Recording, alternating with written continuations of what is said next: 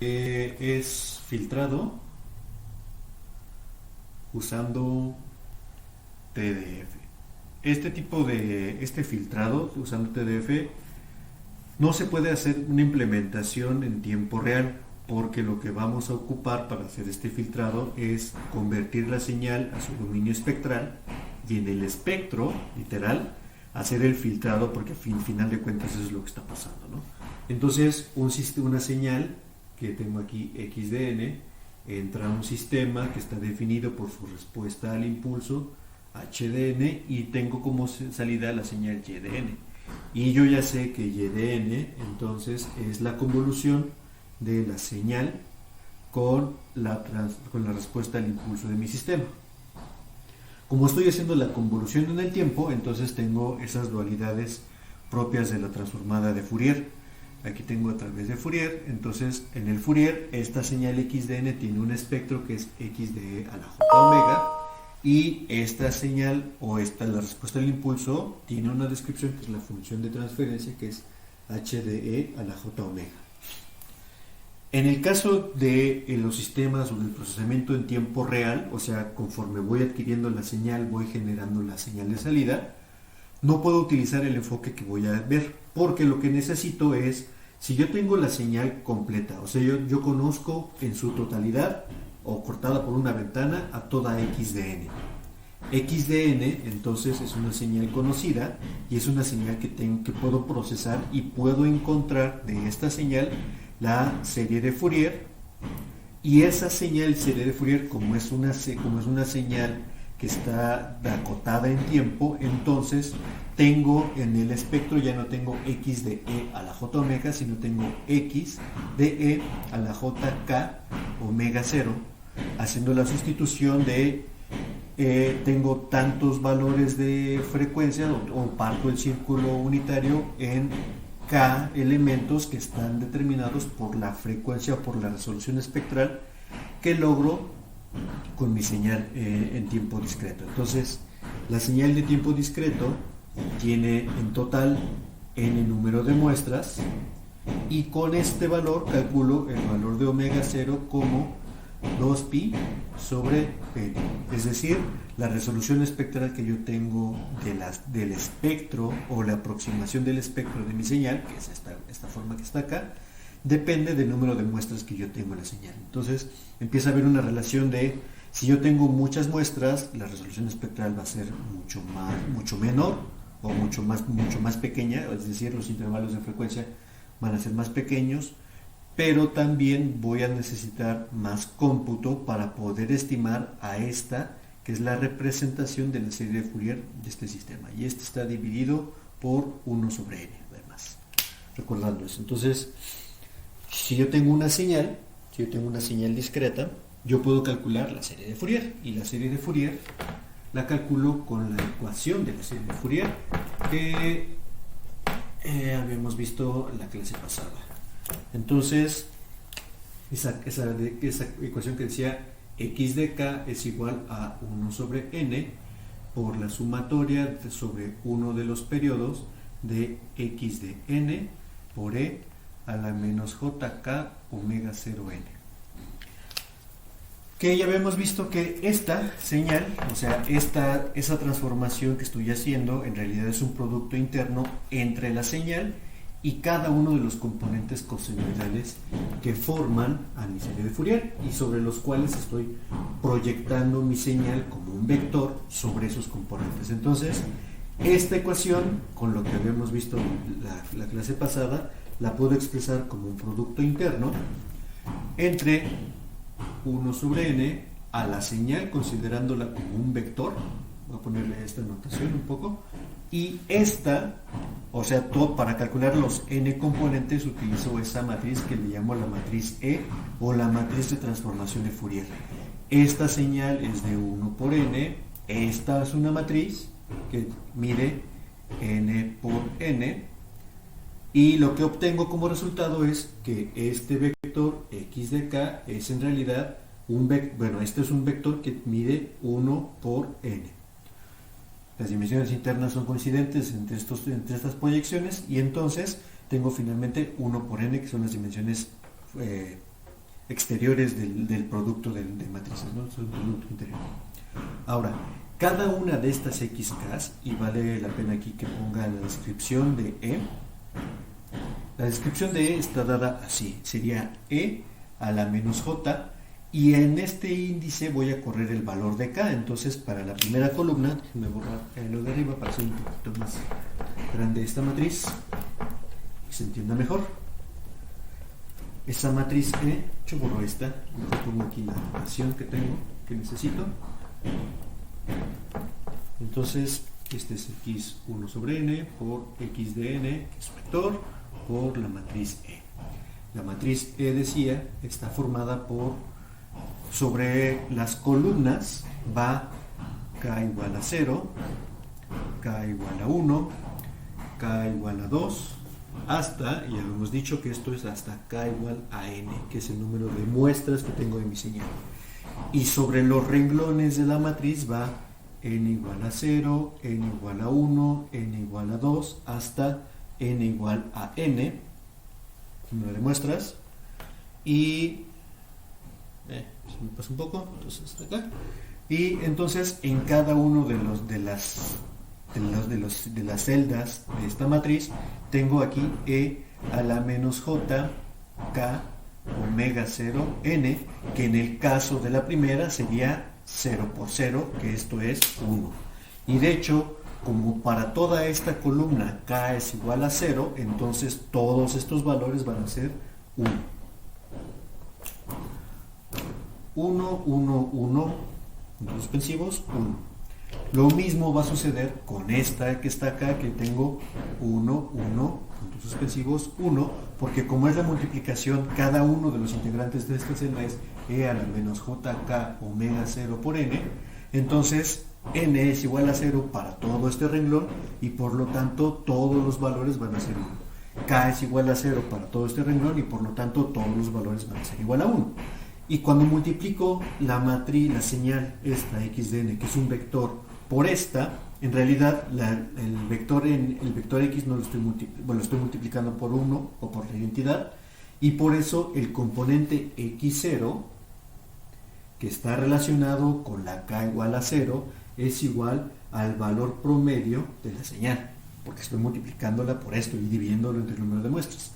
El siguiente, este elemento sería e a la menos j, k es igual a 1, omega 0 y n es igual a 1, entonces tengo j menos j omega 0, el siguiente tendría e a la menos j 2 omega 0, el siguiente e a la menos j 3 omega 0, etcétera, hasta e a la menos j n omega 0.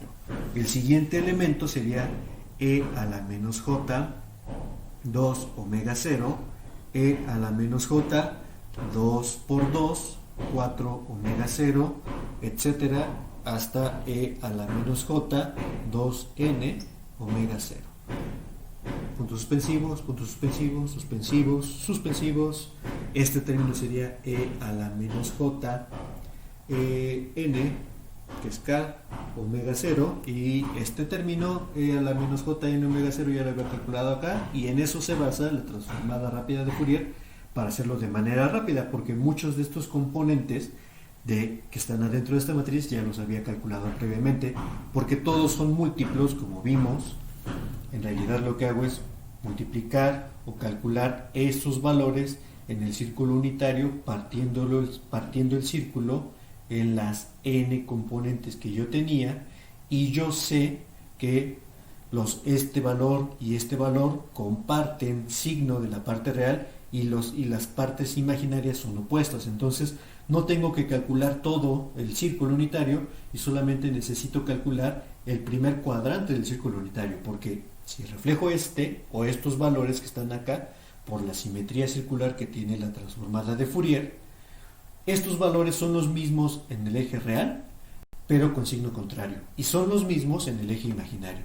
Estos que están acá del tercer cuadrante son opuestos a este, o sea, a ambos términos los multiplico por menos 1, y estos de acá solamente la parte imaginaria la multiplico por menos 1. Entonces, en eso se basa el algoritmo de la transformada rápida de Fourier para calcular de manera rápida todos estos componentes. Ahorita voy a seguir explicando esta parte de acá. E a la menos j, este sería 2n omega 0. Les digo que aparece acá. De hecho, solo tengo que calcular la diagonal de esta matriz para poder hacerlo. Y finalmente voy a tener aquí e a la menos j. N por n sería n cuadrada omega 0. Lo que tengo ahí. Entonces, lo que hago para cada uno de estos es asociar a cada uno de los componentes que están acá con los valores de k omega 0. Este componente, que es el componente x0, está asociado con la frecuencia igual a 0 omega 0. Este componente, porque es la proyección de un vector sobre una columna, está asociado con la frecuencia omega 0, con la frecuencia 2 omega 0, con la frecuencia 3, 4, 5, hasta la frecuencia omega igual a n omega 0, que es lo que necesitaba acá. Entonces, cada uno de estos componentes de la serie de Fourier, o de la serie de Fourier, están asociados con un valor de frecuencia, y como son discretos, por eso cuando construyo la serie de Fourier, puedo asociar a cada uno de estos con un componente de frecuencia. Y de hecho es hasta la mitad, porque la otra mitad corresponde a la parte baja del círculo. Entonces, este punto sería omega igual a 0. El siguiente punto, que sería este, sería omega 0, 2 omega 0, 3 omega 0, 4 omega 0, 5 omega 0, hasta llegar a n omega 0. Entonces, la serie de Fourier que yo calculo, así como está diseñada mi matriz, va desde la frecuencia 0 hasta la frecuencia 2pi, porque no puedo ir más allá de 2pi en esto. Entonces, aquí tengo 0, omega 0, 2 omega 0, hasta llegar a n omega 0, que sería igual a 2pi. Y este componente ya lo he calculado con este otro que está acá. Perfecto. Entonces, este componente ahí está. Y para cada uno de estos elementos, entonces lo que obtengo es este xk y este xk que está vinculado con la proyección. O sea, cada uno de los componentes xk es la proyección de mi vector sobre esta señal exponencial compleja. Cada uno de ellos, por la naturaleza de esta exponencial compleja, pertenecerá al conjunto de los complejos, y cada uno de estos entonces tiene magnitud y además tiene fase, que es xk, o como me gusta escribir a mí esta parte, para que ese simbolito no sea confuso, le pongo el argumento de xk. Está definido ahí. Entonces, la transformada, pero en la serie de Fourier, es una aproximación de la transformada de Fourier que me dice qué valor de amplitud tiene cada uno de los cosenoidales, que pueden construir otra vez la señal en tiempo, cambiando frecuencia, cambiando amplitud, cambiando fase de mi señal en tiempo. Entonces, esta va a ser una aproximación donde me dice una aproximación del espectro, que es lo que hacemos siempre que calculamos un espectro de la señal. En realidad calculamos los valores de los componentes de la serie de Fourier, porque calcular el espectro es imposible, dado que no puedo tener la totalidad de las señales. Y lo que hago es cortar una señal en una ventana. A esa señal le aplico este algoritmo que se llama la transformada rápida de Fourier, que no es otra cosa que multiplicar por estos componentes, por estas columnas, y con ello obtengo una aproximación de ese espectro en forma discreta, con la atenuante de que esto va a estar dividido entre 1 sobre n de esos valores que tengo acá. Entonces, esta aproximación espectral pues me sirve para saber cómo se vería el espectro de la propia señal si yo pudiera construirlo, si yo pudiera observarlo, ¿no? Finalmente, cuando yo paso una señal por un sistema, lo que decía al inicio es que se va a multiplicar, se va a convolucionar la señal con la respuesta al impulso de mi sistema. Y lo que pasa cuando yo convoluciono en el tiempo es que en la frecuencia se multiplica. Entonces, si yo puedo calcular cómo se ve o cómo son los componentes en frecuencia de mi señal, Y el filtro lo que hace es multiplicar los componentes de frecuencia por una función que me permita eliminar algunos y resaltar otros, que es una función continua. Entonces lo que hago es decir que yo puedo multiplicar directamente en la frecuencia a cada uno de estos componentes de la serie de Fourier.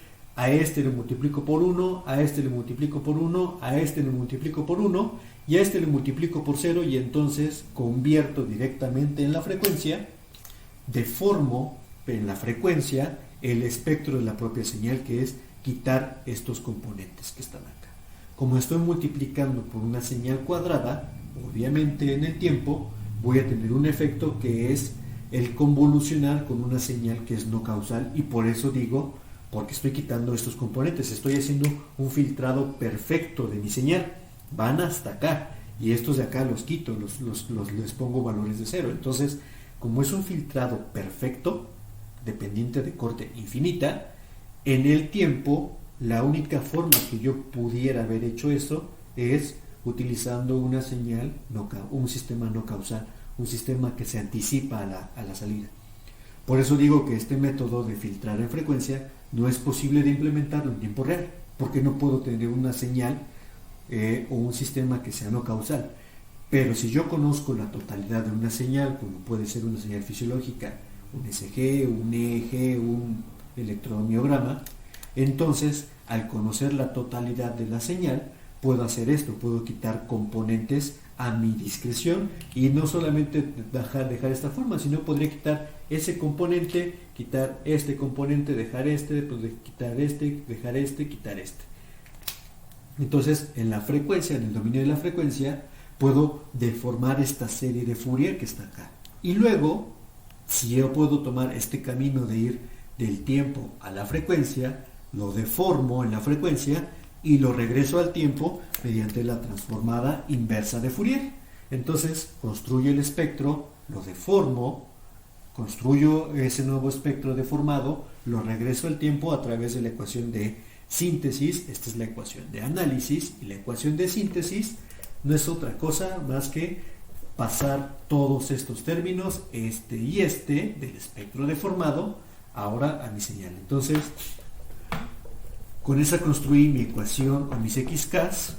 Ahora lo que hago es a este xk lo multiplico por mi hk, que es mi espectro.